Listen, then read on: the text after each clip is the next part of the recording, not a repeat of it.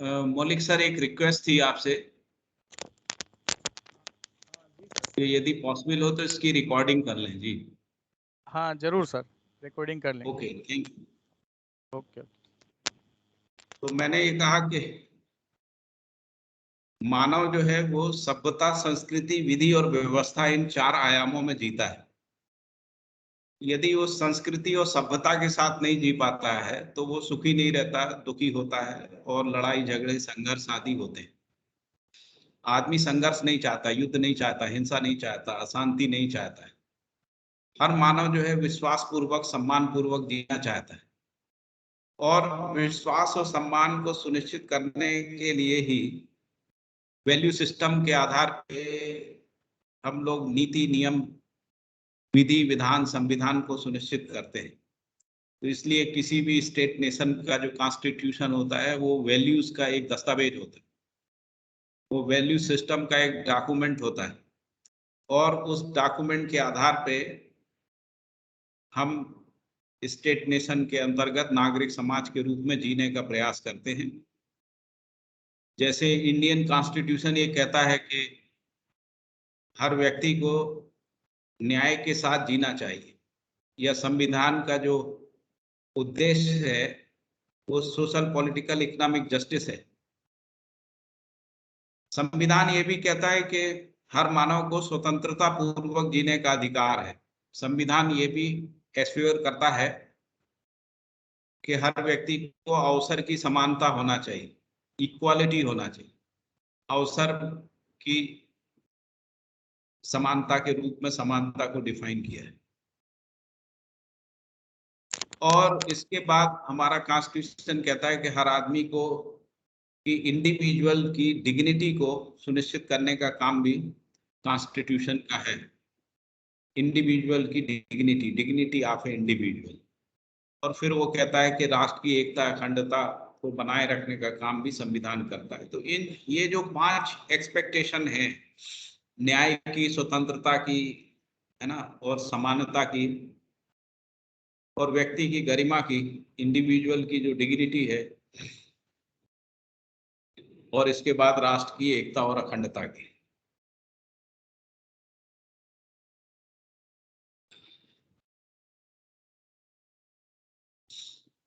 लेकिन इन शब्दों के यदि हम अर्थ नहीं समझते हैं तो हम इनको सुनिश्चित नहीं कर पाते।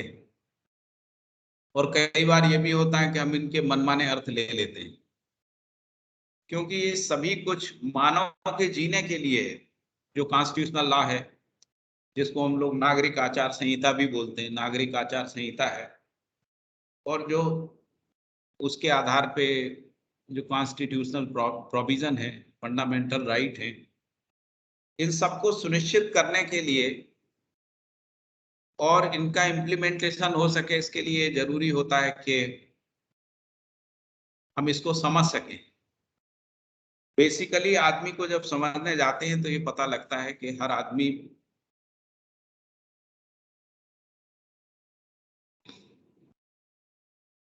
में मूल रूप से 2 ही काम होते हैं। एक काम होता है जिसको हम लोग कह रहे हैं कि समझने का काम होता है, और दूसरा काम होता है जीने का काम।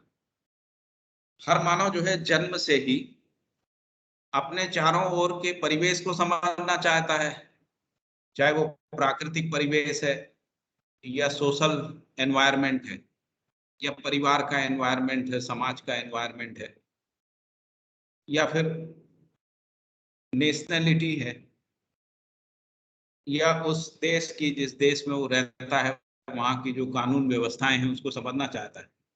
क्यों समझना चाहता है? क्योंकि वो ठीक से जी सके। यदि वो समझेगा नहीं तो कॉन्फ्लिक्ट क्रिएट होगा, कॉन्फ्लिक्ट क्रिएट होगा तो अभी तो दंड का प्रोविजन है, तो कानून के माध्यम से उसको नियंत्रित करने का प्रयास किया जाएगा। लेकिन कोई भी आदमी डंडे से नियंत्रित होना चाहता नहीं है। हर आदमी समझदारी से नियंत्रित होना चाहता है। तो मानव को यदि हम समझने जाते हैं तो उनमें एक बड़ा जो एरिया है, जिसको हम कह रहे हैं कि वो समझने का एरिया है, जिसके 2 डायमेंशंस हैं। पहला डायमेंशन है जिसको हम लोग अनुभव कहते हैं। दूसरा जो डायमेंशन है उसको कहते हैं विचार। मानव अनुभव और विचार के माध्यम से समझने की क्रिया को संपन्न करता है, और यदि वो अपने चारों ओर के वातावरण को, प्रकृति को, समाज को, जीव जानवरों को यदि समझ पाता है तो उनके साथ जीना सहज हो जाता है। यदि उसको नहीं समझ पाता है तो जीने में तकलीफ होती है, चाहे वो शहर का आदमी हो, महानगरों का आदमी हो, चाहे गांव का आदमी हो, उसको जीने में दिक्कतें पैदा होती हैं। इसलिए समझना एक अनिवार्य कार्यक्रम है, और इसी समझने को सुनिश्चित करने के लिए शिक्षा एक कार्यक्रम है, रिसर्च एक दूसरा कार्यक्रम है। रिसर्च के माध्यम से हम कुछ यूनिवर्सैलिटीज को पहचानते हैं, सार्वभौमिकता को पहचानते हैं। उन्हीं सार्वभौमिकता को हम लोग नियम कहते हैं, प्राकृतिक नियम कहते हैं, नेचुरल लॉस कहते हैं। नेचुरल लॉस को आदमी को समझना इसलिए जरूरी है क्योंकि सभी क्रियाएं नियम के साथ ही होती है। नियम के बिना कोई क्रिया नहीं होती। प्रकृति में जो भी क्रिया होता है, पानी के बहने से लेके वस्तु का नीचे गिरने तक, कोई भी वस्तु गुरुत्वाकर्षण का नियम होता है, उसके कारण से ऊपर से नीचे की ओर आती। तो इसी प्रकार से नियमों को समझ के ही क्रिया को, क्रिया की दिशा को, क्रिया के उद्देश्य को, प्रयोजन को समझा जा सकता है। इसीलिए नियमों को समझना जरूरी होता है। तो मानव में जो अनुभव नाम की जो चीज है, मानव परंपरा में, वो नियम की समझ के रूप में है, नियंत्रण की समझ के रूप में है, संतुलन की समझ के रूप में है। क्योंकि जो प्रकृति है वो नियम, नियंत्रण, संतुलन के साथ है। जैसे इस पृथ्वी का तापमान है, वो नियंत्रित तापमान है, और यदि ये नियंत्रित तापमान अनियंत्रित होता है, जिसको हम कह रहे हैं, जिसको सरल भाषा में कहें कि पृथ्वी में बुखार आ गया है, बुखार का आना जो है या पृथ्वी का तापमान कम होना, दोनों जो है समस्या का कारण होते हैं। तो इस समय ग्लोबल वार्मिंग को समस्या इसलिए माना जा रहा है क्योंकि ग्लोबल वार्मिंग के बढ़ने से पृथ्वी की संपूर्ण व्यवस्थाएं जो है वो अस्त व्यस्त हो रही हैं। जैसे क्लाइमेट का चेंज हो रहा है, ध्रुवीय बर्फ का पिघलने के कारण से समुद्र की सतह का जल स्तर बढ़ सकता है, और उसके कारण से जो वातावरण है उसमें परिवर्तन आ सकता है। यह कुछ कुछ जगह आने लगा है। जैसे हमारे ग्रीनलैंड के जो ग्लेशियर थे वो अब धीरे धीरे पानी की झील के रूप में बदल गए हैं। और यदि हमारी पृथ्वी की पूरी आइस कैप जो है वो पिघल जाती है तो पृथ्वी का जो ध्रुवीय संतुलन है, जिसके कारण से पृथ्वी एक पदार्थ पिंड के रूप में निरंतर क्रियाशील रहती है, वो ध्रुवीय संतुलन बिगड़ने के कारण से पृथ्वी जो है वो डिसइंटीग्रेट हो सकती है, विघटित हो सकती है, धूल के बादल में बदल सकती है। तो पदार्थ राशि की प्रवृत्ति तो ये है कि वो गठन करना चाहता है। जैसे आदमी की मूल प्रवृत्ति क्या है, वो अकेले रहना नहीं चाहता, परिवार में रहना चाहता है, समूह में रहना चाहता है, समाज में रहना चाहता है, राष्ट्र के साथ रहना चाहता है, सभी मिलजुल के, हिल मिल के रहना चाहते हैं। ये आदमी की मूल प्रवृत्ति है। इसी प्रकार से पदार्थ की मूल प्रवृत्ति है कि वो गठन के रूप में अपने को विकसित करता है, और फिर ये जो गठन होता है वो रचनाओं को जन्म देता है। वनस्पति संसार को जन्म देता है, जीव संसार को जन्म देता है, मानव को जन्म देता है। तो इसलिए मानव जाति को यदि हम समझते हैं कि उसमें समझने का जो आयाम है मानव परंपरा में, वो नियम, नियंत्रण, संतुलन के रूप में ही समझ है। यदि हम कहें कि शिक्षा के माध्यम से हम किस समझ को समाज में संप्रेषित करते हैं, तो उत्तर यही आता है कि हम नियम को समझते हैं, नियंत्रण को समझते हैं, संतुलन को समझते हैं। जैसे पृथ्वी सूर्य के साथ नियम पूर्वक है, पृथ्वी सूर्य के साथ संतुलन की स्थिति में है, पृथ्वी सूर्य के साथ नियंत्रण की स्थिति में। पृथ्वी के अंदर के वातावरण को समझते हैं तो पृथ्वी में ताप का संतुलन है, दाब का संतुलन है, खनिज का संतुलन है, ऋतुओं का संतुलन है। और यदि असंतुलन होता है और यदि हुआ है तो वो मानव के हस्तक्षेप के कारण से हुआ है। मानव का जो हस्तक्षेप है उसी ने इस धरती पे समस्याओं को पैदा किया है। जैसे हम मानव शरीर को समझते हैं वैसे ही पृथ्वी भी एक शरीर है। मानव शरीर को यदि हम देखते हैं तो उसमें ताप का संतुलन होता है, सभी स्वस्थ व्यक्तियों के शरीर के अंदर का तापमान निश्चित होता है, और यदि ये तापमान बढ़ता है तो उसको हम कहते हैं कि उसको फीवर आ गया, बुखार आ गया। इसका मतलब है कि स्वस्थ आदमी के शरीर का जो तापमान होता है वो एक निश्चित तापमान होता है। जैसे रेगिस्तान में 50 डिग्री टेम्परेचर होता है, और रेगिस्तान में जब ठंड का समय होता है तो टेम्परेचर -4 -5 तक चला जाता है। यानी जो बाहर का वातावरण का जो ताप है वो 55 डिग्री का फ्लक्चुएशन होता है। इसके बावजूद भी गर्मी के समय में भी यदि हम थर्मामीटर लगा के किसी आदमी के शरीर का तापमान नापते हैं तो जितना तापमान गर्मी के दिनों में रहता है उतना ही तापमान ठंड के समय में रहता है। इसका मतलब है कि शरीर के अंदर एक मैकेनिज्म काम करता है जो ताप के संतुलन को बनाए रखता है। यदि ताप का असंतुलन होता है तो शरीर बीमार हो जाता है, अस्वस्थ हो जाता है, रुग्ण हो जाता है, नए नए प्रकार के रोगों को जन्म देता है।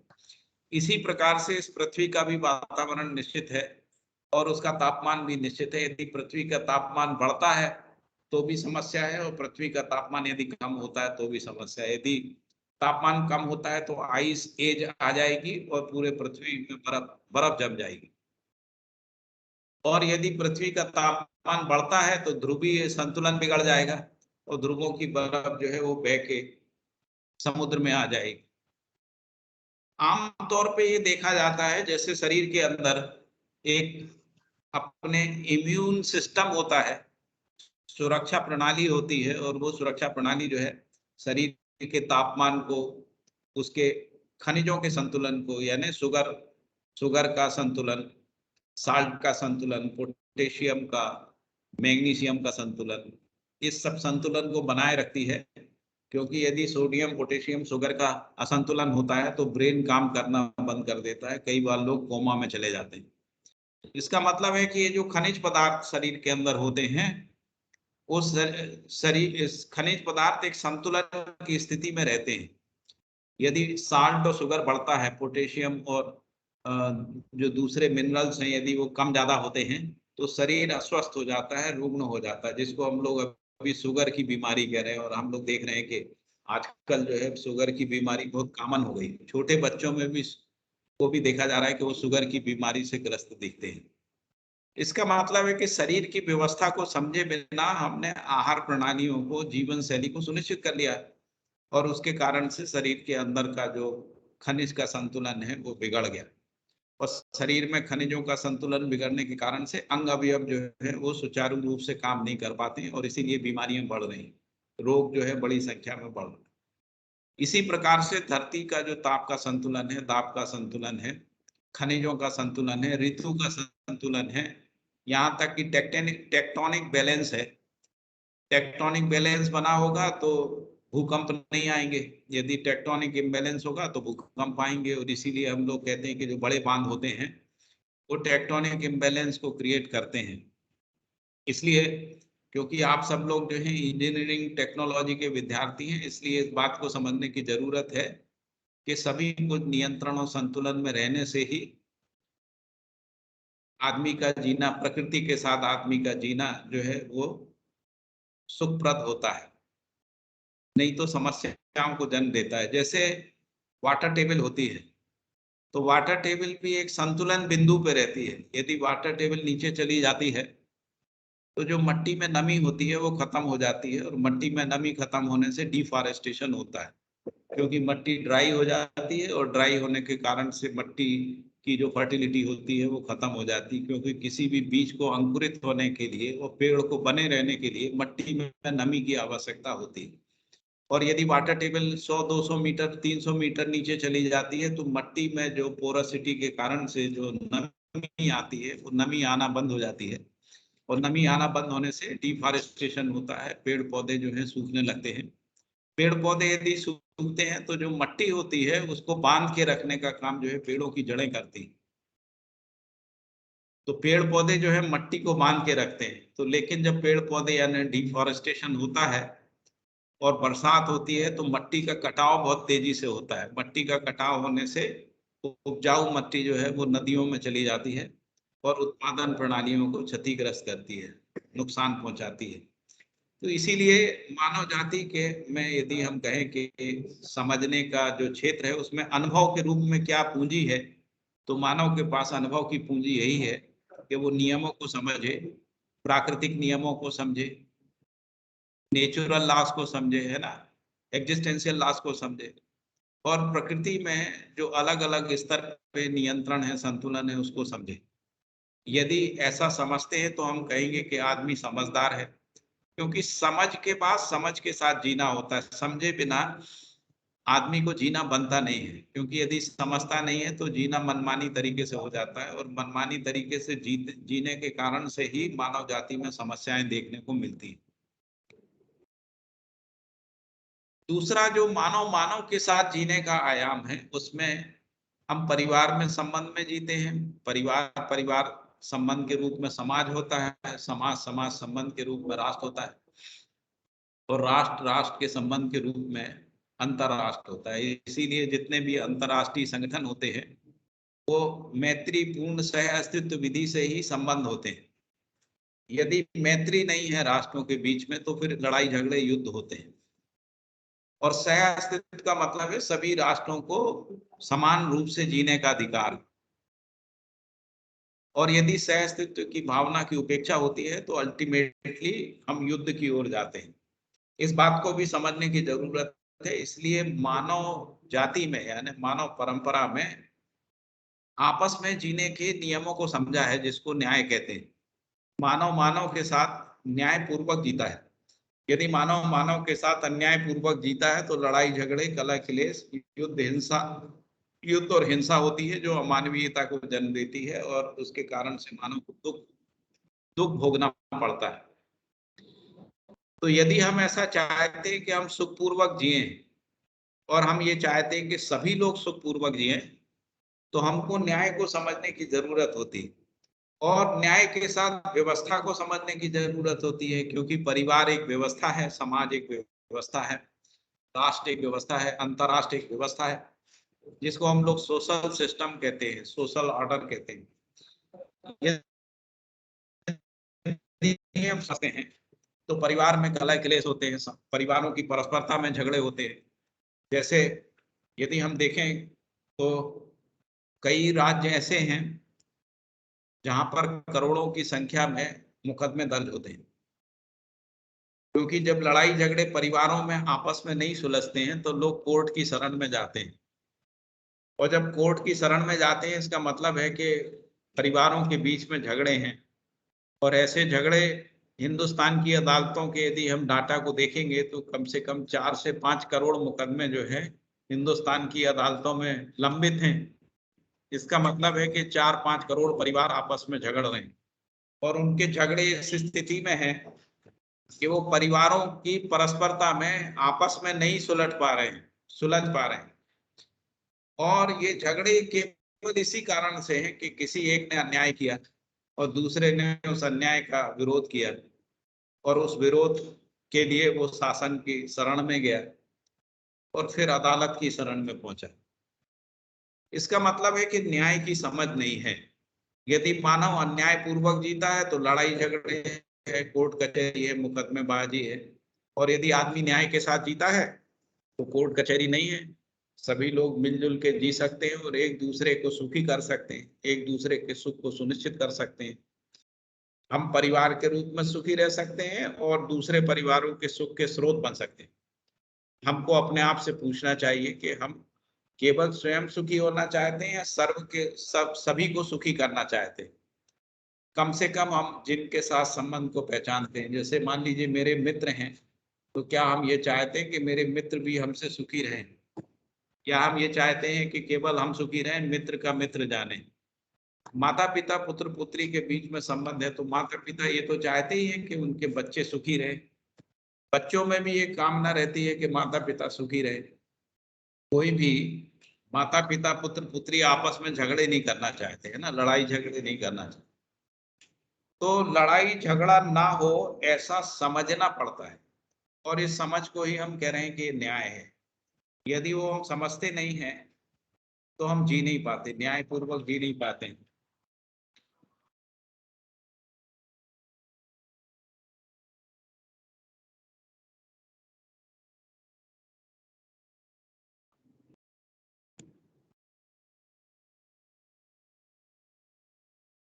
तो मैंने कहा कि दूसरा न्याय को समझना होता है, न्याय के साथ व्यवस्था को समझना होता है, जिसको हम लोग धर्म कहते हैं।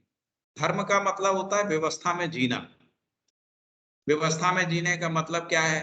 तो नियम पूर्वक जीना, नियंत्रण के साथ जीना, संतुलन के साथ जीना, एक निश्चित आचरण के साथ जीना, क्योंकि अनिश्चित आचरण अव्यवस्था है, असंतुलित आचरण अव्यवस्था है।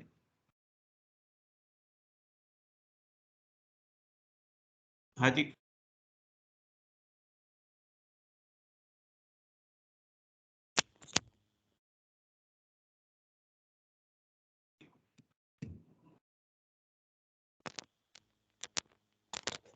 सॉरी, मैं इसको साइलेंस में कर देता हूँ।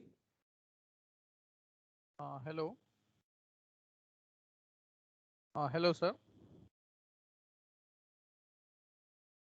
मैं हेलो। फोन को साइलेंस में डालना भूल गया था, इसलिए हाँ ये हाँ समस्या हुई। हाँ हाँ, hello sir, sorry to interrupt you. जी। ध्रुवांशी वाघेला ने हैंड रेज किया है, तो हमें ऐसा आपका लेक्चर कंप्लीट होने के बाद सभी के क्वेरी सॉल्व करनी है कि अभी कंटिन्यू में करनी है? ये आपके ऊपर डिपेंड करता है, यदि आप चाहें तो मैं साथ साथ भी क्वेश्चन आंसर कर सकता हूँ, या लास्ट में भी, जैसा आप बोलेंगे। जैसा हेलो आप। मुझे सर। तो हाँ हाँ, बोलिए। सर मुझे क्वेरी नहीं है, लेकिन कोई बार बार मुझे मीटिंग में से रिमूव कर रहा है। सर ओ मुझे भी रिमूव कर रहा है। ओके। हाँ, हेलो ऑल स्टूडेंट। अगर कोई भी इस तरह का मिसबिहेव में पकड़ा गया तो उसके लिए स्ट्रिक्ट एक्शन लिया जाएगा, तो कोई किसी को भी रिमूव नहीं करेगा, ठीक है? ओके, ठीक है। Okay sir, please continue. Thank you. तो मैं ये कह रहा था कि मानव जाति में जो अनुभव है वो नियम के रूप में है, नियंत्रण के रूप में है, संतुलन के रूप में है, न्याय के रूप में है, धर्म के रूप में है। तो मैं धर्म को समझा रहा था कि धर्म का मतलब होता है कि व्यवस्था में जीना। व्यवस्था की समझ के रूप में धर्म की समझ होती है। व्यवस्था में जीना या व्यवस्थित जीने को ही धर्म पूर्वक जीना कहते हैं, जिसको ऑर्डरली जीना कहते हैं।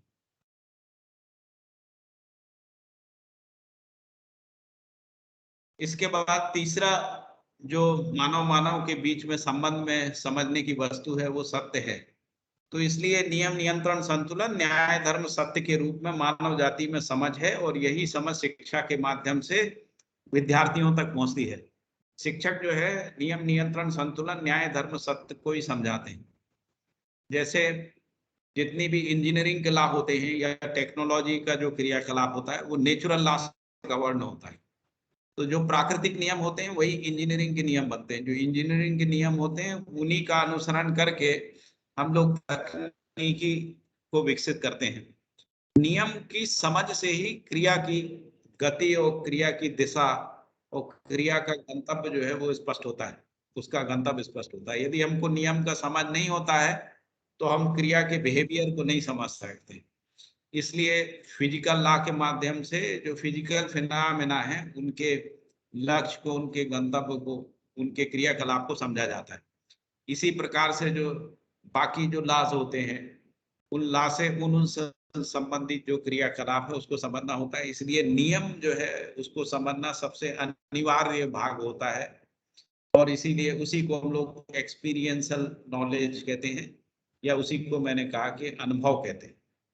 यदि नियम के अनुकूल विचार क्रिया होती है, संतुलन और नियंत्रण के अर्थ में विचार क्रिया होती है, यदि न्याय पूर्वक विचार क्रिया होती, धर्म पूर्वक विचार होता है, सत्य पूर्वक विचार होता है, तो विचार समाधान तक पहुंचता है।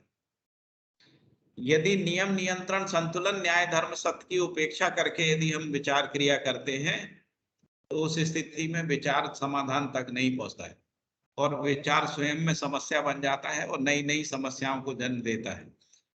और ये भी होता है कि यदि हम विचार पूर्वक समाधान में नहीं पहुंचते हैं तो विचार से, विचार की क्रिया में स्ट्रेस या तनाव पैदा होता है, और तनाव स्वयं को पीड़ित करता है, और तनाव की अभिव्यक्ति जो है दूसरों की पीड़ा का कारण बनती है। तो इसीलिए मानव जाति में जो समझना है वो अनुभव आयाम और अनुभव के आधार पे विचार की क्रिया को सुनिश्चित करने से ही मानव में अंडरस्टैंडिंग, जिसको हम लोग समझ कहते हैं, या जिसको प्रबुद्धता कहते हैं, या जिसको ज्ञान कहते हैं, वो हमारे अंदर प्रकट होता है, और ज्ञान पूर्वक जीने से ही हम सुखी होते हैं, क्योंकि अज्ञान में जीने से मानव दुखी। तो जिसको ज्ञान, तो मैंने आपसे कहा कि जो ज्ञान क्या चीज है, तो ज्ञान है नियम की समझ। नियम को हम कहाँ पहचानते हैं, तो दो इकाइयों के बीच में पहचानते हैं, जैसे पृथ्वी और सूर्य के बीच में। जैसे हम किसी पत्थर को छोड़ते हैं तो वो पत्थर नीचे गिरता है, यानी उस पत्थर और पृथ्वी के बीच में हम नियम को पहचानते हैं। तो पत्थर नीचे गिरता है तो हम कहते हैं ये गुरुत्वाकर्षण का नियम है, गुरुत्वाकर्षण के नियम के कारण से ऐसा होता है। तो प्रकृति के बीच में जो रिलेशनशिप है उसमें नियम का पहचान होता है। वैसे ही मानव मानव के बीच में जो संबंध है उसमें न्याय का पहचान होता है। इसी प्रकार से मानव का प्रकृति के साथ जो संबंध है, पेड़ पौधों के साथ, हवा पानी के साथ, जीव जानवरों के साथ जो संबंध है, उसमें धर्म का पहचान होता है। और मानव जाति का पूरे अस्तित्व के साथ जो संबंध होता है, यानी प्रकृति का अस्तित्व के साथ जो संबंध होता है, उसमें सत्य नाम की चीज को पहचाना जाता है। तो इस प्रकार से हम लोग नियम को, न्याय को, धर्म को, सत्य को पहचानते हैं। यदि हमारी विचार क्रिया नियम पूर्वक होती है, न्याय पूर्वक होती है, धर्म पूर्वक होती है, सत्य पूर्वक होती है, तो विचार में समाधान होता है। विचार में समाधान रहता है तो मन में खुशी रहती है, विचार आयाम तृप्त होता है, विचार में एक तृप्ति की प्राप्ति होती है, विचार में हमको सुख मिलता है, विचार में शांति मिलती है, विचार क्रिया तृप्त होती है तो संतोष मिलता है। और यदि हम यूनिवर्सलिटी को, सार्वभौमिकता को विचार के माध्यम से पहचान पाते हैं तो उत्सव होता है। तो इस प्रकार से विचार और अनुभव की संयुक्त क्रिया से मानव में समझ होती है। यदि मानव में समझ होती है तो हम उसको कहते हैं वो ज्ञानी मानव है, वो प्रबुद्ध मानव है। ऐसा हम लोग शब्दों का प्रयोग करते हैं। प्रबुद्धता का मतलब होता है जिसको ज्ञान का समझ है। तो यदि समझ होती है तो जीना होता है। अब प्रश्न होता है कि जीना कहाँ कहाँ होता है। मानव दो जगह ही जीता है, एक मानव मानव के साथ जीता है और एक मानव प्रकृति के साथ जीता है। ये दो ही जगह जीने की है। मानव मानव के साथ जो जीने की जगह है उसमें व्यक्ति है, परिवार है, समाज है, राष्ट्र है, अंतरराष्ट्रीय, इन 5 स्तरों पे मानव मानव के साथ संबंध पूर्वक जीता है। व्यक्ति के रूप में संबंध की स्वीकृति रहती है। यदि संबंधों का स्वीकृति रहती है तभी हम संबंध पूर्वक जी पाते हैं, और यदि संबंध का स्वीकृति नहीं रहती है तो संबंध में जीना बनता नहीं। तो यदि हमको, तो जिसको मैंने कहा कि जीने का एक आयाम है मानव मानव के बीच में जो व्यवहार क्रिया होते हैं, बिहेवियरल जो एक्टिविटीज है, हम लोग हिंदी में व्यवहार बोलते हैं। व्यवहार का मतलब होता है संबंध का निर्वाह करना। संबंध का निर्वाह से पहले संबंध को समझने की जरूरत है। यदि हम संबंध को समझने जाते हैं तो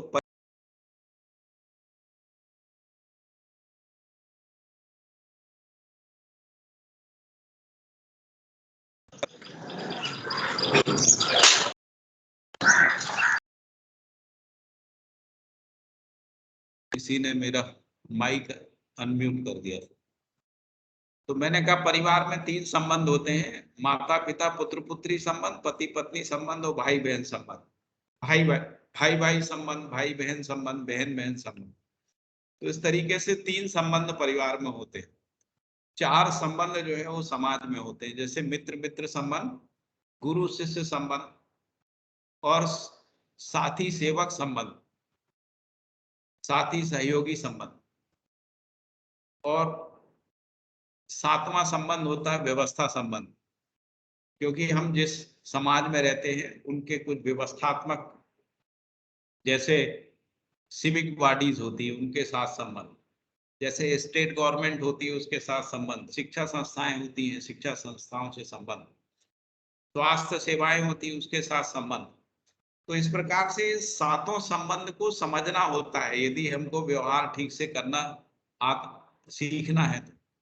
यदि हमको व्यवहार ठीक से सीखना है तो हमको संबंधों को समझना होता है। संबंधों में जो अंतर्निहित अपेक्षाएं होती हैं उनको समझना होता है और फिर संबंध निर्वाह करना होता है।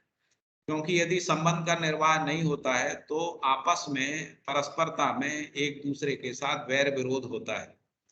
वैर विरोध होता है, ईर्ष्या होती है, स्पर्धा होती है, कई बार हिंसा भी हो जाती है, लड़ाई झगड़ा होता है, गाली गलौज होता है, मारपीट होने लगती है। और यदि ये छोटे स्तर पे मारपीट होती है तो हम लोग मारपीट कहते हैं, यही बड़े स्तर पे होती है तो उसको लड़ाई झगड़े, युद्ध हिंसा आदि बोलते हैं। तो बुनियाद क्या है? बुनियाद है संबंधों को समझना, क्योंकि संबंध में जीने से ही मानव सुखी होता है। यदि संबंध में जी नहीं पाता है तो आदमी कहता है कि मैं जी नहीं पा रहा हूं। यदि संबंध टूटते हैं, या संबंधों में अविश्वास होता है, या संबंधों में असम्मान होता है, या संबंधों में द्वेष होता है, या संबंधों में स्पर्धा होती है, यदि संबंधों में हिंसा होती है ना, असहयोग होता है, सहयोग नहीं होता है, असहयोग होता है, तो जीना दुख पूर्वक होता है। चाहे आप कितनी भी संपत्ति को कमा लें, आप किसी भी बड़े से बड़े पद पे पहुंच जाएं, आप कितनी भी शारीरिक क्षमता को विकसित कर लें, कितने भी आयुधों को, हथियारों को इकट्ठा कर लें, लेकिन यदि आपके संबंध में विश्वास नहीं है, आपस में प्रेम नहीं है, सहयोग की भाव नहीं है, कृतज्ञता और गौरवता नहीं है, तो आप सुख पूर्वक नहीं जी सकते। और इसीलिए ये देखा गया है कि जो बहुत संपन्न लोग होते हैं उनमें भी दुख देखा गया है, क्योंकि वो संबंधों को नहीं समझ पाते, इस कारण से दुखी होते हैं। लेकिन कई ऐसे समृद्ध लोग भी होते हैं जो समृद्धि को भी समझते हैं और साथ में संबंध निर्वाह को भी समझते हैं। ऐसे परिवार जो है सुखी होते हैं, क्योंकि हर मानव जो है वो संबंध में ही सुख का अनुभव करता है। तो संबंध में यदि न्याय रहता है तो संबंध होता है, और संबंध में जीना सुखप्रद होता है।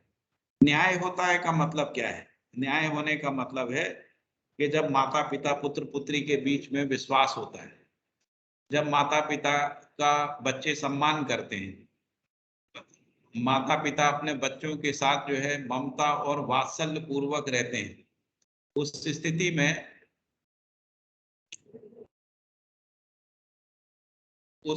में दोनों के बीच में सुख रहता है। यदि इसके विपरीत होता है, माँ में ममता नहीं है, पिता में वात्सल्य नहीं है, भाई बहनों में सहयोग नहीं है, आपस में स्नेह नहीं है, एक दूसरे के प्रति विश्वास नहीं है, एक दूसरे का सम्मान नहीं है, तो जीना नरकीय हो जाता है, नरक जैसा हो जाता है। जैसा हम नरक का वर्णन सुनते हैं उस तरीके का जीना हो जाता है। और परिवार जो है कलह की जगह बन जाते हैं, लड़ाई झगड़े की जगह बन जाते हैं, एक दूसरे का विरोध करने की जगह बन जाते हैं, एक दूसरे के प्रति शिकायत की जगह बन जाते हैं, कई बार गाली गलौज भी होती है, और कई बार एक दूसरे को मार पीट भी करते हैं। और कई बार ये मारपीट जब परिवार में नियंत्रित नहीं होती है तो कोर्ट कचहरी भी हो जाती है, अदालतों में जाते हैं और दंड भी मिलता है।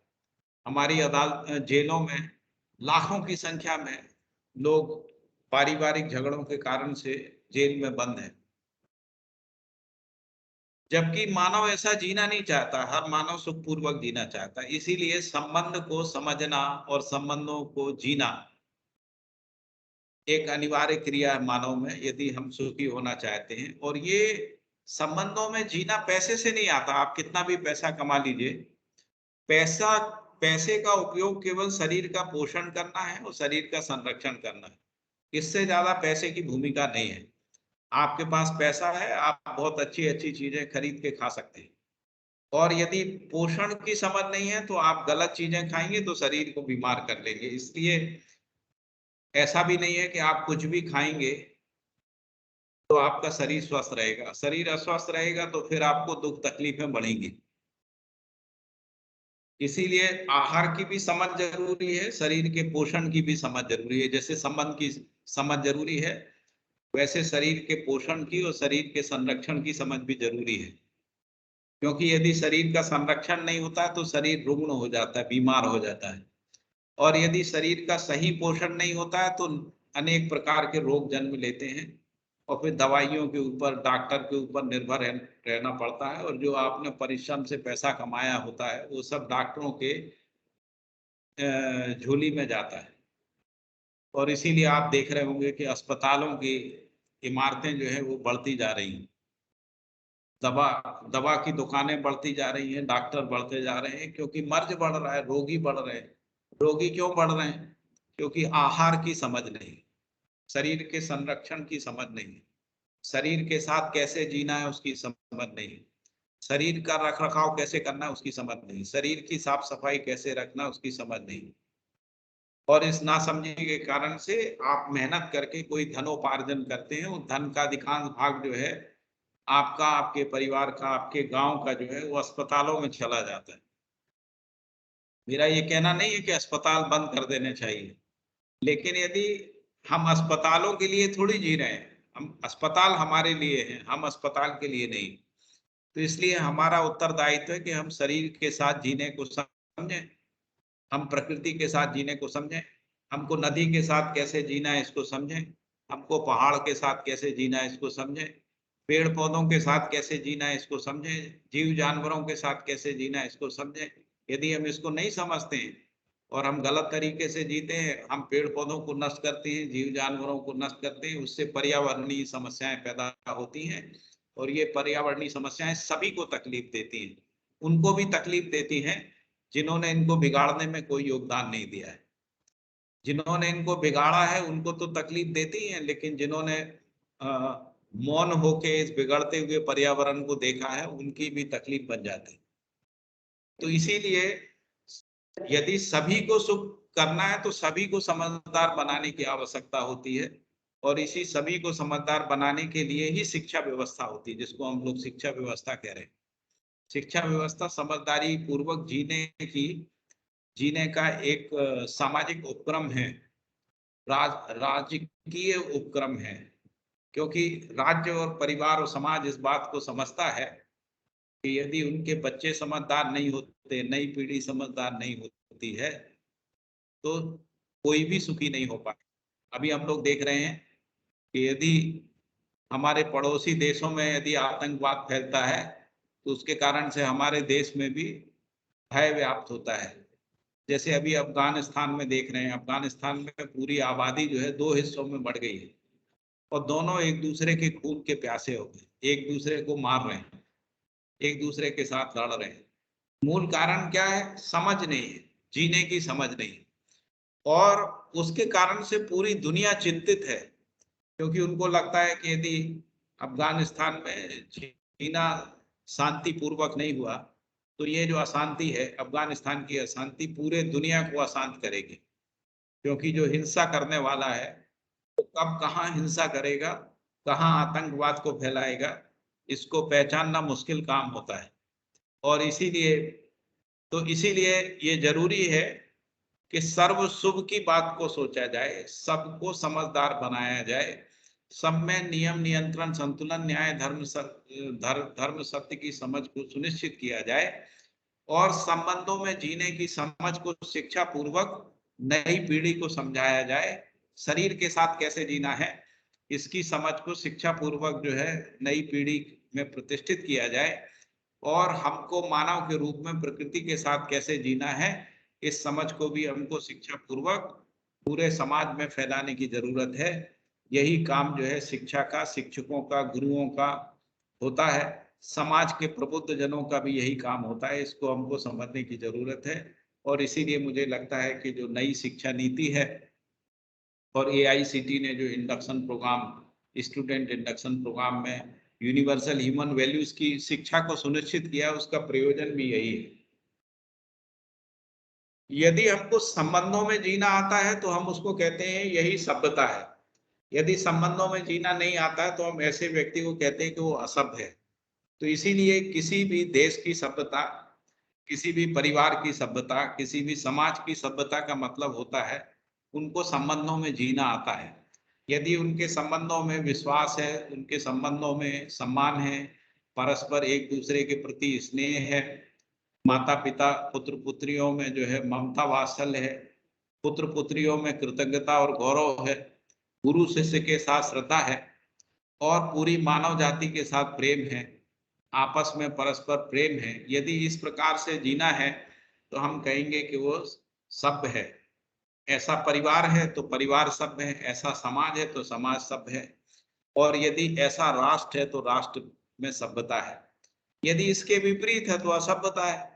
कई राष्ट्रों में असभ्यता दिखती है, समाज में असभ्यता दिखती है, परिवार असभ्य दिखते हैं, व्यक्ति असभ्य दिखते हैं। तो प्रश्न ये उठता है कि हम सभ्यता पूर्वक जीना चाहते हैं या असभ्यता के साथ जीना चाहते हैं। तो उत्तर यही आता है कि हर व्यक्ति सभ्यता पूर्वक जीना चाहता है ना। तो सभ्यता को समझना पड़ता है। सभ्यता की समझ जो है संबंधों की समझ के रूप में ही रहती है। इसी प्रकार से मानव प्रकृति में श्रम करके अर्थोपार्जन करता है। जैसे हम लोग खेती करते हैं, दुनिया में सभी देश, सभी लोग जो हैं एग्रीकल्चर प्रोडक्शन करते हैं, कृषि उत्पादन करते हैं, जिसमें फल है, सब्जी है, दूध है और भी नाना प्रकार की खाद्यान्न है, उन सब का हम उत्पादन करते हैं। क्यों करते हैं? क्योंकि हमको शरीर की आवश्यकता को पूरी करना है। हर शरीर को पोषण चाहिए। तो पोषण के लिए जो अर्थोपार्जन के रूप में अर्थव्यवस्था को समझना पड़ता है। अर्थोपार्जन, अर्थव्यवस्था का मतलब होता है उत्पादन की विधि, उत्पादन की प्रक्रिया, उत्पादन की प्रणाली। इसको समझ के हर परिवार को, समाज को अपनी आवश्यकता से अधिक उत्पादन को सुनिश्चित करना होता है। क्योंकि यदि आवश्यकता से अधिक उत्पादन होता है तभी हम कहते हैं कि परिवार समृद्ध है, समाज समृद्ध है या देश समृद्ध है। यदि उत्पादन कम होता है किसी देश की आवश्यकता से तो हम कहते हैं वो देश गरीब है। यदि किसी समाज में उत्पादन कम होता है तो वो समाज गरीब होता है। किसी परिवार में उसकी आवश्यकता से अधिक यदि उत्पादन होता है तो परिवार समृद्ध होता है। यदि कम होता है तो परिवार दरिद्र होता है, गरीब होता है। तो गरीबी में कोई जीना नहीं चाहता। इसीलिए हमको अर्थनीति, अर्थव्यवस्था, अर्थोपार्जन की प्रक्रिया प्रणाली, उत्पादन की प्रक्रिया प्रणाली को समझना होता है।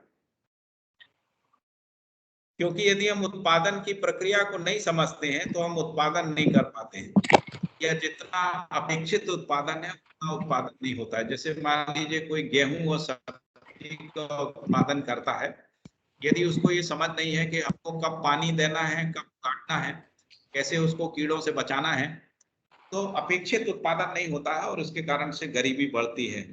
और वो गरीबी परिवार में भी बढ़ती है, समाज में भी बढ़ती है और राष्ट्र में भी बढ़ती है। जीडीपी जो है वो नीचे आ जाता है। तो इसलिए एक हिस्सा ये है व्यवस्था का कि उत्पादन को समझना, उत्पादन प्रक्रियाओं को समझना और इन सबको मिला के अर्थव्यवस्था को समझना। दूसरा हिस्सा इसमें ये कि जो भी हम उत्पादन करते हैं उसकी सदुपयोगिता को समझना है, उसकी सुरक्षा को समझना है। ये तीसरा हिस्सा है। यदि हमने कोई चीज को पैदा किया, सब्जियों को पैदा किया, खाद्यान्न को पैदा किया, फल को पैदा किया, दूध को पैदा किया और उसकी सुरक्षा नहीं की तो जो भी उत्पादित वस्तु है वो खराब हो जाएगी, सड़ जाएगी। और इसके साथ उसकी सदुपयोगिता को भी समझना होता है। इस प्रकार से व्यवस्था तीन आयाम में रहती है। एक आयाम अर्थनीति के रूप में, दूसरा आयाम सुरक्षा नीति के रूप में, तीसरा आयाम सदुपयोगिता नीति के रूप में रहती है। इन तीनों के योगफल में व्यवस्थाएं काम करती है। उत्पादन के साथ हमको एक और चीज समझने की होती है जिसको हम लोग विनिमय कहते हैं। जैसे अभी हम लोग जिनको बाजार कह रहे हैं, वो जिसको व्यापार कहते हैं, वो मूल रूप से विनिमय है। जिसको हम मुद्रा कहते हैं वो विनिमय करने के लिए एक साधन है। मुद्रा धन नहीं होता है। प्रतीक मुद्रा जो है वो वस्तु विनिमय के लिए साधन होती है। धन तो उत्पादित वस्तु होती है। यदि वस्तु का उत्पादन नहीं हो रहा है तो मुद्रा का मूल्य कम हो जाता है, डिवैल्यूएट हो जाती है। यदि मान लीजिए आपके पास खाने पीने की वस्तु ही नहीं है और आपके पास बहुत सारा कागज का नोट है, तो कागज के नोट को आप खा नहीं सकते, उससे चाय नहीं बना सकते, उससे आप अपने शरीर का पोषण नहीं कर सकते। तो शरीर के पोषण के लिए उत्पादित वस्तु की जरूरत होती है, उसके लिए उत्पादन की समझ की जरूरत होती है, उत्पादित वस्तु के विनिमय की समझ की जरूरत होती है और उसके साथ उसकी सुरक्षा की समझ भी जरूरी होती है और उसके सदुपयोगिता की समझ भी जरूरी होती है। और इसीलिए सदुपयोगात्मक नीतियों को बनाना पड़ता है। सुरक्षात्मक नीतियों को बनाना पड़ता है और उत्पादन की नीतियों को बनाना पड़ता है। यदि ये तीनों नीतियां सुचारू रूप से काम करती हैं तो हम कहते हैं कि उस परिवार में, समाज में या राष्ट्र में व्यवस्था है। यदि इन तीनों में तालमेल नहीं है तो इनका जो तालमेल टूटता है, इनकी जो सामरस्यता, एक सूत्रता टूटती है, उसी को अव्यवस्था कहते हैं। और मानव अव्यवस्था पूर्वक जीना नहीं चाहता है, क्योंकि मानव जिसका उत्पादन करता है उसकी सुरक्षा चाहता है, उसका सदुपयोग चाहता है। अब ये सदुपयोगिता को ठीक से समझें तो हमको समझ में आएगा कि सदुपयोगिता की समझ ना होने से कितनी बड़ी समस्याएं पैदा होती हैं। जैसे हम भारत में देखें तो भारत के में जितना भी मूवमेंट होता है, गति होती है, उसके लिए जितने भी वाहन हमने बनाए हैं, जितने भी प्रकार के वाहन, कार हैं, स्कूटर, मोटर बाइक्स हैं, है ना, इसके अलावा हमारे पास बहुत सारे ट्रांसपोर्टेशन के बड़े बड़े साधन हैं, बस हैं, ट्रक हैं, ट्रैक्टर हैं, रेलगाड़ियां हैं, हवाई जहाज हैं। यदि इनके यूटिलाइजेशन को देखा जाए कि कितना यूटिलाइजेशन होता है, जैसे मान लीजिए आप जिस शहर में रहते हैं उस शहर में जितनी गाड़ियां हैं और उन गाड़ियों का यूटिलाइजेशन निकाला जाए तो ऐसा निकल के आता है कि 15% से ज्यादा यूटिलाइजेशन नहीं होता गाड़ियों का। कई कई परिवारों में, कई कई शहरों में तो 10% और उससे भी कम यूटिलाइजेशन देखा गया। इसका मतलब है कि जो 80%, 90% के बीच में जो हमने उत्पादन किया है वाहनों का, वो एक प्रकार से वेस्टेज है। और वेस्टेज क्यों है? क्योंकि हमको सदुपयोगिता नहीं आती है, यानी हम उसका बेटर यूटिलाइजेशन नहीं कर पा रहे हैं या यूटिलाइजेशन को सुनिश्चित नहीं कर पा रहे हैं। कि हम कोई गाड़ी बनाते हैं तो गाड़ी का 70-80% जो है यूटिलाइजेशन हो जाए। मैं बहुत सारी एकेडमिक इंस्टीट्यूशन में जाता, बड़े बड़े हॉल होते हैं, कॉन्फ्रेंसेस के हॉल होते हैं, सेमिनार के हॉल होते हैं, क्लासरूम भी होते हैं, लेकिन रिसोर्स शेयरिंग नहीं आती है। इसके कारण से उन हॉल का या सेमिनार कॉन्फ्रेंस हॉल का जो यूटिलाइजेशन होता है, कई बार वो 5% से 10-15% तक ही पहुंचता है। इसका मतलब है कि जो 85% उसमें रिसोर्सेज लगा है वो अनयूटिलाइज्ड है, और अनयूटिलाइज होने के कारण से उसका जो दबाव है वो प्राकृतिक संसाधनों के ऊपर बनता है।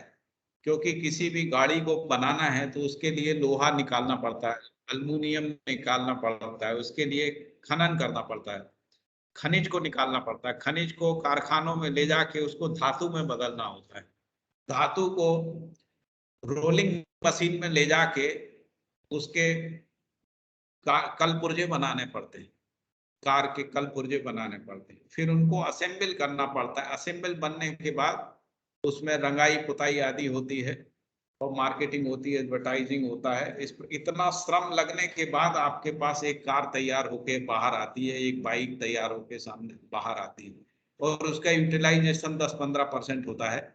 इसका मतलब है कि इतना जो श्रम है, ह्यूमन श्रम, रिसोर्सेज का जो हमने उस पर रिसोर्सेज को लगाया है, उतना वेस्टेज हमने किया है। और इस सब का कारण क्या है कि हमको सदुपयोगिता की समझ नहीं है, यूटिलाइजेशन की समझ नहीं है, हमको सुरक्षा की समझ नहीं है। क्योंकि सदुपयोग है तो सुरक्षा है, यदि सदुपयोग नहीं है तो सुरक्षा नहीं है। प्राकृतिक संसाधनों की सुरक्षा तो गई ना। यदि मान लीजिए आप कार को संभाल के रखे हुए हैं घर में और उसका उपयोग केवल 10% है, तो 90% तो जो प्राकृतिक रिसोर्सेस का जो खर्चा है वो उसमें लग गया, और उसके कारण से प्रकृति में असंतुलन पैदा हो गया। हमने सारा खनिज निकाल के समाप्त कर दिया, उसके कारण से प्राकृतिक संकट जो है वो पैदा हो गया, प्रदूषण पैदा हो गया। फिर इन गाड़ियों में हम बहुत बड़ी मात्रा में पेट्रोलियम का यूज करते हैं। पेट्रोलियम जब इस इंजन में जाता है और उससे जब वो carbon dioxide, nitrous oxide, sulphur dioxide के रूप में इमिशन होता है और वो वायुमंडल में जाके हमारी प्राण वायु का हरण कर लेता है। प्राण वायु का हरण करने से हमको श्वास संबंधी बीमारियां हो जाती हैं, और शुद्ध हवा का जो सुख होता है वो सुख गायब हो जाता है। क्योंकि जब हम कभी प्रातः काल उठ के शुद्ध हवा में घूमते हैं तो हमको एनर्जी फील होती है।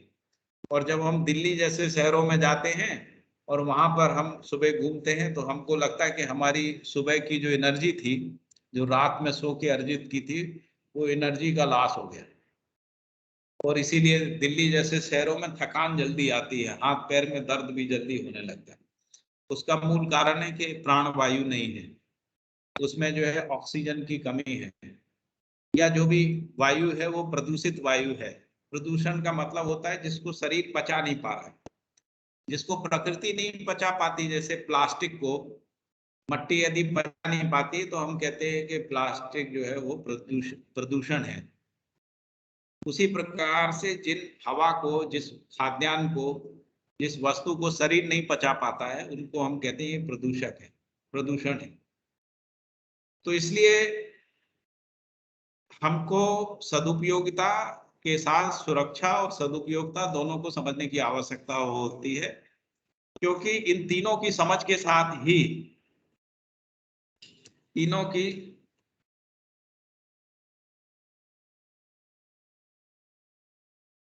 समझ के साथ ही व्यवस्था का समझ होता है।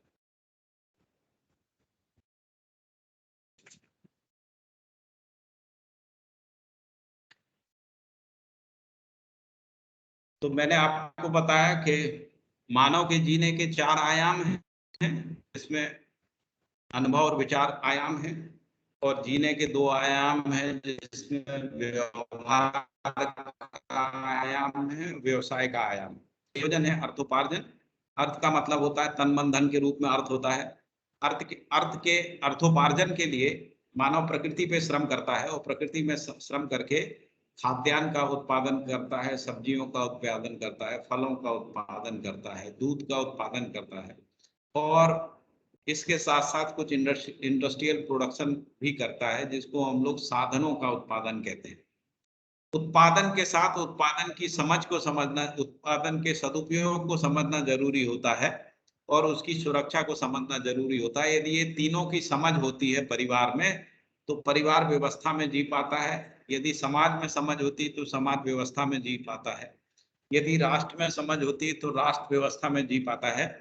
यदि राष्ट्र में इनकी समझ का अभाव होता है तो वो राष्ट्र जो है समस्याओं को जन्म देता है और अव्यवस्था का शिकार होता है। अव्यवस्था का शिकार होता है तो सामाजिक जीवन में या राष्ट्रीय जीवन में दुख बढ़ता है, अशांति बढ़ती है, पीड़ा बढ़ती है, लड़ाई झगड़ा बढ़ता है, स्पर्धाएं बढ़ती हैं, संसाधनों में कब्जा करने की प्रवृत्तियां बढ़ती हैं, शोषण बढ़ता है, अपराध बढ़ता है, हिंसा बढ़ती है। ये सब के मूल कारण यही रहता है कि हमको सदुपयोगिता की समझ नहीं है, हमको सुरक्षा की समझ नहीं है, या हमको उत्पादन करने की समझ नहीं है।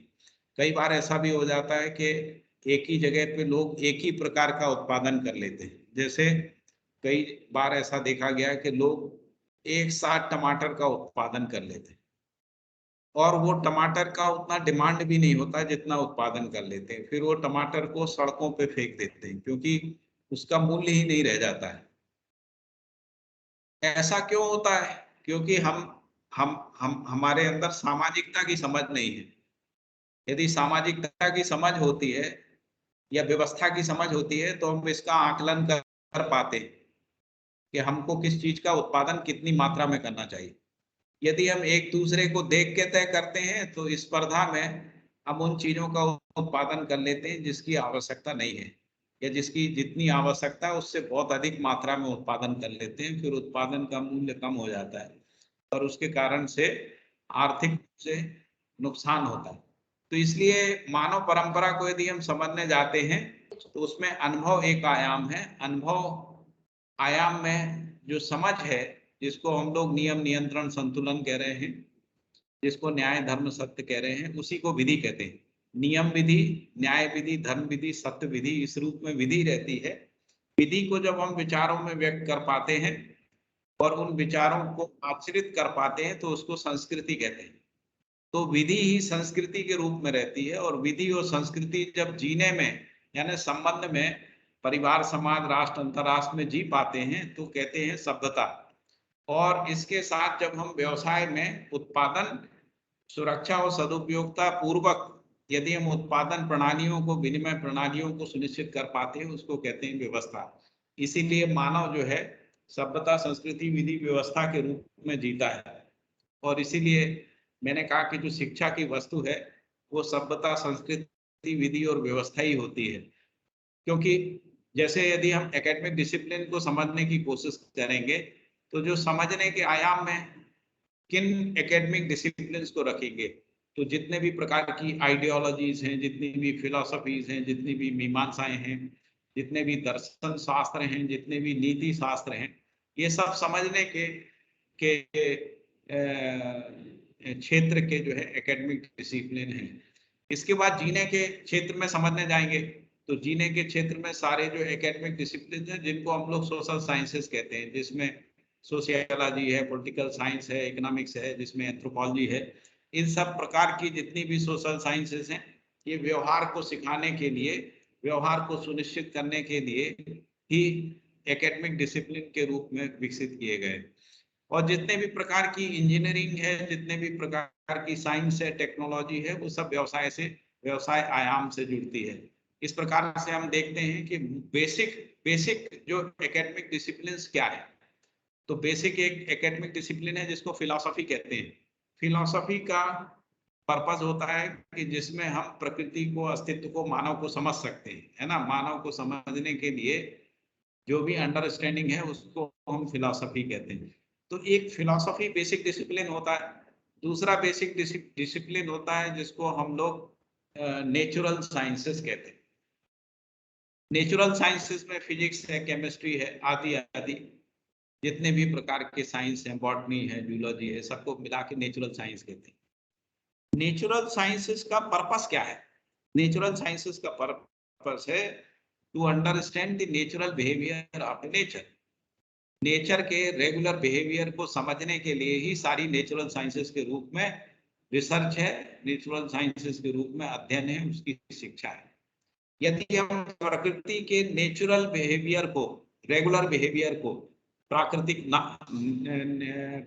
नियमों को यदि हम समझ नहीं पाते हैं तो जिनको हम लोग नेचुरल साइंसेस कह रहे हैं, उनकी शिक्षा जो है समस्या को पैदा करती है, जैसा आज के समय में देख रहे हैं। आज के समय में सारी इंजीनियरिंग और टेक्नोलॉजी की शिक्षा जो है वो प्रकृति के साथ समस्याओं को पैदा कर रही है, और इससे मुक्त होने के लिए समाज में, शिक्षा जगत में चिंता देखी जा रही है।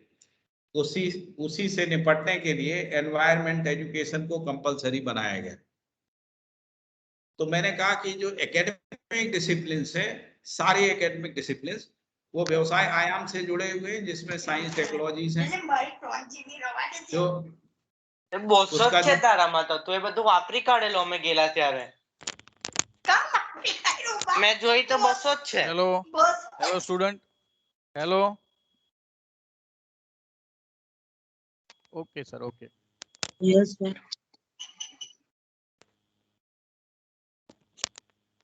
ठीक है।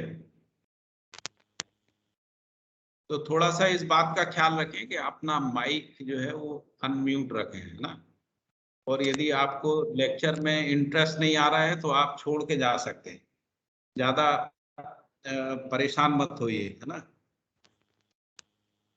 तो मैंने ये बताया कि जो एकेडमिक डिसिप्लिन्स हैं उनका जो पर्पस क्या है। तो नेचुरल साइंसेस का पर्पस, जो आप लोग इंजीनियरिंग के विद्यार्थी हैं, उसका पर्पस क्या है कि नेचुरल रेगुलर बिहेवियर को समझ सकें, यानी प्रकृति का जो स्थिर आचरण है, यानी उसमें जो नियम है, नियंत्रण है, संतुलन है, और एक निश्चित एक्टिविटीज है, रेगुलर एक्टिविटीज है।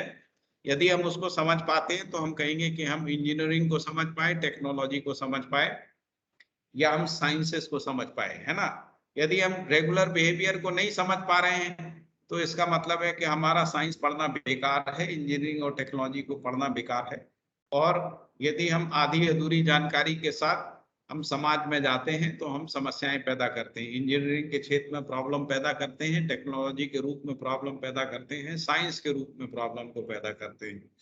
जबकि शिक्षा का जो उद्देश्य है वो समस्याओं को बढ़ाना नहीं है, समाधान करना होता है। तो इसलिए समाधान के अर्थ में हमको साइंस, टेक्नोलॉजी को के पढ़ाने को, अध्यापन को सुनिश्चित करने की जरूरत होती है। इसी प्रकार से सोशल साइंसेस का प्रयोजन क्या है? सोशल साइंसेस का प्रयोजन है कि मानव के रेगुलर बिहेवियर को समझा जाए, मानव के जो स्थिर आचरण है, मानव का जो न्यायपूर्ण आचरण है, मानव का जो धर्मपूर्ण आचरण है, मानव में जो सभ्यता की समझ है ना, सभ्यता के साथ जो आचरण है, उस आचरण की समझ को यदि सोशल साइंस सुनिश्चित करते हैं, तब हम ये कहेंगे कि शिक्षा जो है समाज में जिम्मेदारी का निर्वाह कर रही है, व्यवस्था को बनाए रखने के अर्थ में शिक्षा है। और इसीलिए नई शिक्षा नीति ये कह रही है कि व्यवहार का शिक्षा कंपलसरी होना चाहिए। स्कूलों में बिहेवियरल एजुकेशन को, व्यवहार की शिक्षा को, संबंध की शिक्षा को, परिवार में जीने की समझ की शिक्षा को अनिवार्य करने की बात कह रही है। क्योंकि यदि हमको ये नहीं आता है तो हम लोग वैसा ही हाल हम लोग देख रहे हैं, जैसे बेंगलोर एक आईटी सिटी हो गई है, और आईटी सिटी में देख रहे हैं कि जो सुसाइड रेट है वो बेंगलोर में सबसे हाई है आईटी प्रोफेशनल्स में। क्यों हाई है? जबकि सैलरी तो सबसे ज्यादा है। लेकिन आपने आईटी के रूप में एक टेक्नोलॉजी को तो समझ लिया है, लेकिन रिलेशनशिप में जीना नहीं समझा है। अब पत्नी और पति पत्नी दोनों नौकरी कर रहे हैं, अब उनको जो सुख है वो तो संबंध में जीने का वो तो मिल नहीं रहा, और आपका पूरा समय जो है यंत्रों के साथ गुजर रहा है, मशीन के साथ, कंप्यूटर के साथ, डाटा के साथ, डाटा एनालिसिस के साथ हो रहा है। तो उससे एक अतृप्ति पैदा होती है, और ये अतृप्ति चिड़चिड़ेपन में आती है, चिड़चिड़ेपन से बिहेवियरल समस्याएं पैदा होती हैं, और कई बार ये समस्याएं इतनी गहन हो जाती हैं कि डाइवोर्स हो जाते हैं, संबंध टूट जाते हैं, लड़ाई झगड़े होते हैं, मारपीट होती है, और कई बार लोग इनसे फ्रस्ट्रेट होके सुसाइड कर लेते हैं। ऐसी सुसाइड की ढेरों घटनाएं जो हैं वो बेंगलोर में आईटी प्रोफेशनल्स के बीच में देखने को मिली हैं, और भी जो पढ़े लिखे समाज है उनमें भी देखने को मिलती है। केवल आईटी प्रोफेशनल की बात नहीं, जहां भी सुसाइड हो रहा है वहां पे मूल कारण है कि संबंधों में जीने की समझ का अभाव है, और इस अभाव को दूर करने का काम शिक्षा का है। इसलिए शिक्षा में व्यवहार शिक्षा का अध्यापन जरूरी है। संबंध की समझ को विद्यार्थियों में प्रतिष्ठित करने की आवश्यकता है। संबंधों में जो निहित अपेक्षाएं हैं उनको समझाने की आवश्यकता है। संबंधों में जीने की समझ, संबंध निर्वाह की समझ को सुनिश्चित करने की आवश्यकता है। यदि हम ये नहीं करते हैं, और ये कैसे होगा? ये उसी विधि से होगा कि यदि हम मानव के निश्चित आचरण को, उसके मानवीय आचरण को, उसके न्यायपूर्ण आचरण को हम समझ सकें और उसको बच्चों को समझा पाएं। तो यही सोशल साइंसेस का होता है। जिसको मैंने कहा वो फिलॉसफी है। फिलॉसफी का मतलब होता है कि हम अपने चारों ओर के जगत को समझ सकें। प्रकृति क्या है, क्यों है, कैसे है, मानव क्या है, क्यों है, कैसे है, अस्तित्व क्या है, क्यों है, कैसे है। हमारे पास तीन ही चीजें हैं अध्ययन के लिए। एक तो अस्तित्व है, अस्तित्व का मतलब जो कुछ भी है हमारे चारों ओर, उसको समझना। दूसरा प्रकृति है, और तीसरा मानव है। तो मानव क्या है, क्यों है, कैसे है, इस रूप में जिज्ञासाएं हमारे पास बनी रहती आदि काल से। उन जिज्ञासाओं की तृप्ति के लिए फिलॉसफीज हैं। सारी फिलॉसफीज का जो प्रयोजन है वो नेचर को समझना होता है, एग्जिस्टेंस को समझना होता है, या आदमी स्वयं को समझना चाहता है। यदि वो स्वयं को, लाइफ को समझ पाता है तो हम ये कहेंगे कि वो जो फिलॉसफी का जो अध्ययन है, फिलॉसफी की जो शिक्षा है वो अपने पर्पस को पूरा करती है। तो सारे एकेडमिक डिसिप्लिन्स हैं, तो एकेडमिक डिसिप्लिन्स इन्हीं चारों आयाम से आते हैं। अनुभव के आयाम से एक्सपीरियंशियल नॉलेज आता है, विचार के आयाम से फिलॉसफी, आइडियोलॉजी, मीमांसाएं आती हैं, व्यवहार की समझ से सोशल साइंसेज आती है, और व्यवसाय की समझ से, जिसको मैंने कहा कि सारी साइंस टेक्नोलॉजी का जो प्रयोजन होता है वो उत्पादन को समझना होता है, उत्पादन प्रणालियों को समझना होता है। अभी मैं थोड़ी देर के लिए एक बार फिर से आप लोगों से पूछना चाहता हूं कि जितनी भी बात हुई है इसमें कोई प्रश्न हो तो आप कर सकते हैं।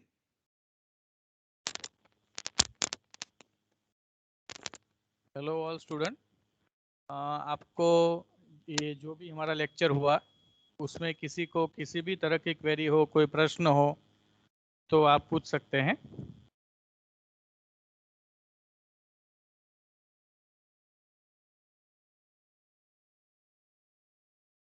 सर हाँ, कौन? सर शाकिर, हाँ, बोलिए। जी मुझे पूछना था कि जो जीवन संरक्षण है ये जीवन निर्वाह के लिए एक अनिवार्य घटक है कि यही मेन न्यू है? बेटा, आपकी आवाज नहीं आ रही है। फिर से बोलिए आप साकिर, आप फिर से एक बार सर, रिपीट।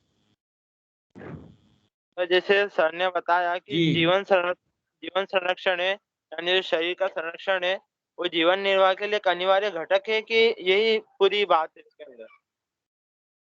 अनिवार्य घटक है। शरीर, जिसका भी शरीर है वो शरीर का पोषण संरक्षण तो चाहते ही है ना। कौन मरना चाहता? सब जीना चाहते हैं ना। यदि शरीर का पोषण नहीं होगा तो शरीर मर जाएगा। शरीर का संरक्षण नहीं होगा, शरीर मर जाएगा। मरना कोई चाहता नहीं है, इसीलिए अनिवार्य है। इसीलिए पूरी मानव जाति में होता है। सभी धर्म संप्रदाय के लोग जो हैं उत्पादन करते ही हैं। उत्पादन विहीन कोई भी समाज नहीं है, कोई भी परंपरा नहीं है। इसीलिए मैंने कहा कि मानव परंपरा में ये अनिवार्य क्रियाकलाप है ना, जिसको हम लोग व्यवसाय का क्रिया कह रहे हैं। और इसीलिए इसको मानवीय क्रियाकलाप के रूप में हम लोग पहचान रहे हैं। समझ में आ रहा है साकिर भाई? Yes sir. और कोई प्रश्न हो तो बताइए। और किसी और स्टूडेंट को कोई प्रश्न हो?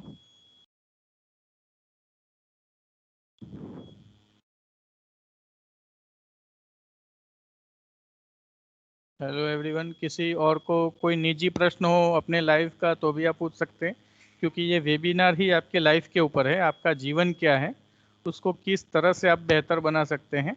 इसको बेसिकली तो कॉन्शियसनेस ट्रांसफॉर्मेशन कहते हैं, लेकिन अभी आपके लिए वो थोड़ा डिटेल हो जाएगा। लेकिन एटलीस्ट आप अपने जीवन को किस तरह से ऊपर उठा सकते हैं, बेहतर बना सकते हैं, जो भी आपके प्रश्न हो बेस्ड ऑन इमोशनल क्वोशंट, तो पूछ सकते हैं आप।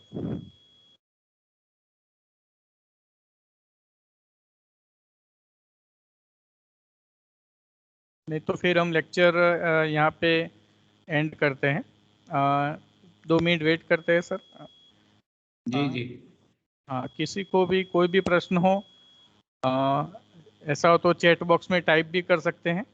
अगर आवाज़ में नेटवर्क में कुछ मतलब प्रॉब्लम आ रहा हो तो अपना प्रश्न आप चैट बॉक्स में टाइप भी कर सकते हैं, तो मैं सर को पूछ सकता हूँ वो प्रश्न।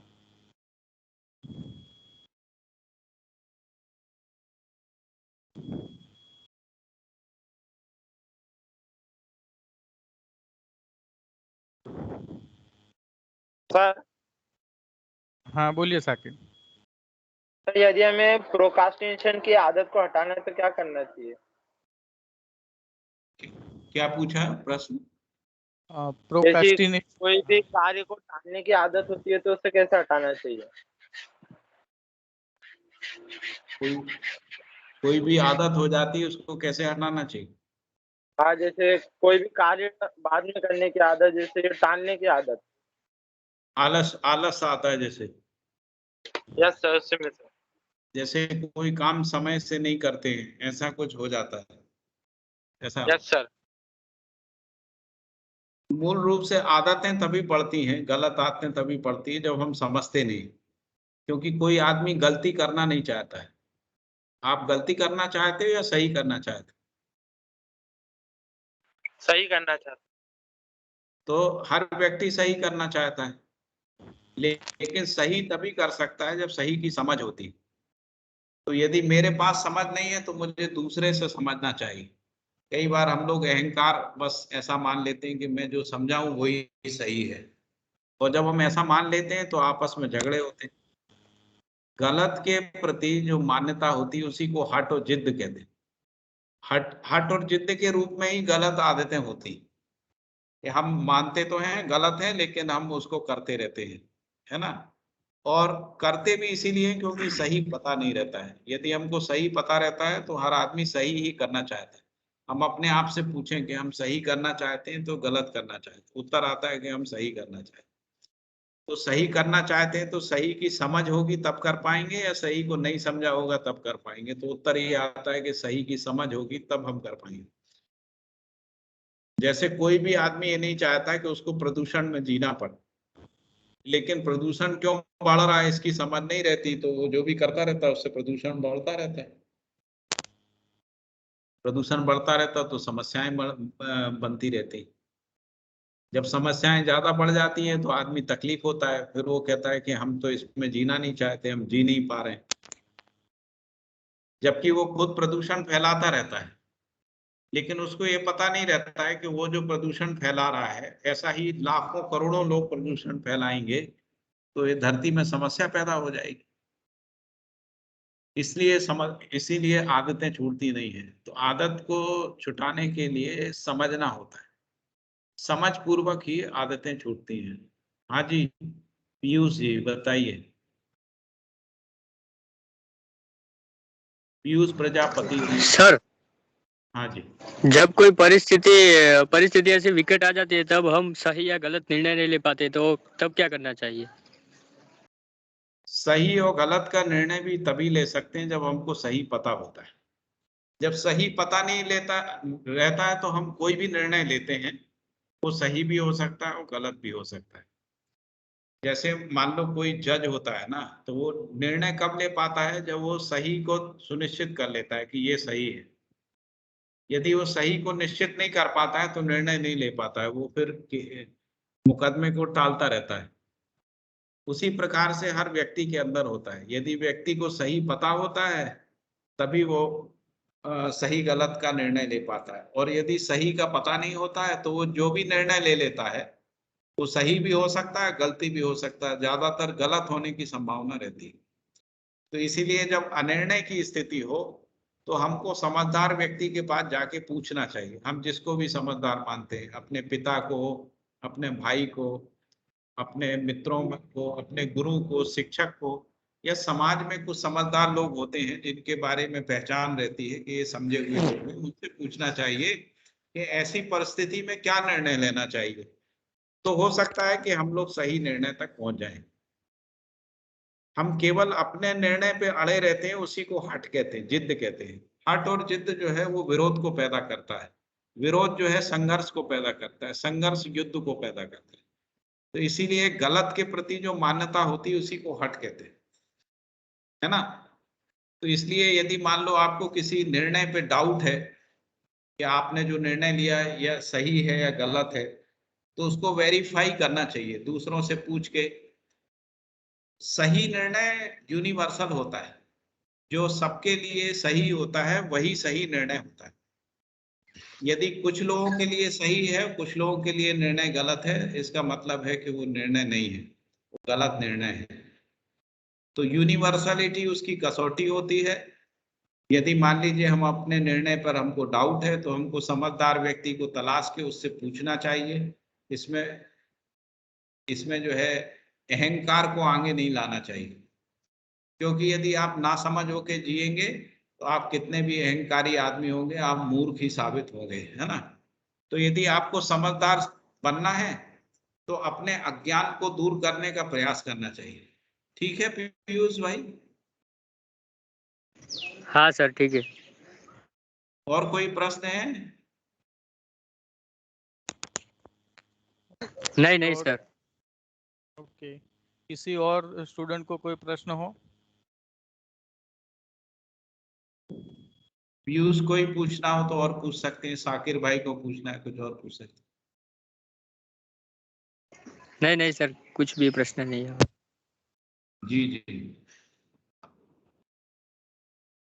ओके सर, तो अभी यदि आपके प्रश्न नहीं है तो मैं अपनी बात को यहीं पे समाप्त करना चाहता हूं, ये कहते हुए कि आप सब लोग समझदार बनने के लिए प्रयास करेंगे और आपका जीवन बहुत सुखी हो, आप अपने जीवन में सफल हो, आप दूसरों के सुख का स्रोत बने, आप समृद्धि के साथ जी सकें, आपस में ऐसा जिए जिससे भय समाप्त हो, और साथ में मिल के जी सकें, साथ में मिल के एक अच्छे समाज का निर्माण कर सकें। इसी उम्मीद के साथ मैं आज अपने वक्तव्य को यहाँ पे समाप्त कर रहा हूँ।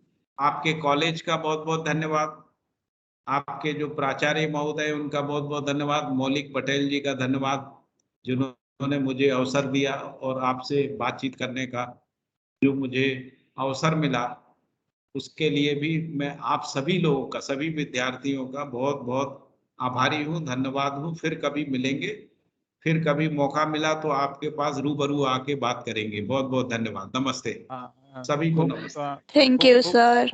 खूब खूब थैंक यू सर। खूब खूब धन्यवाद सर। नमस्ते। जीसी पाटन की फैमिली की तरफ से आपको खूब खूब धन्यवाद देते हैं, और अपने बिजी शेड्यूल में से टाइम निकाल के आपने हमारे स्टूडेंट को ये ज्ञान के मोती जो बांटे हैं उसके लिए हम सदा उसके ऋणी रहेंगे, और हम आशा रखेंगे कि फ्यूचर में भी हमारे विद्यार्थियों के हित के लिए आप अपने अमूल्य वचन जरूर कहेंगे। खूब खूब धन्यवाद सर। जरूर जरूर। सभी को नमस्ते। नमस्ते sir. Thank you very much.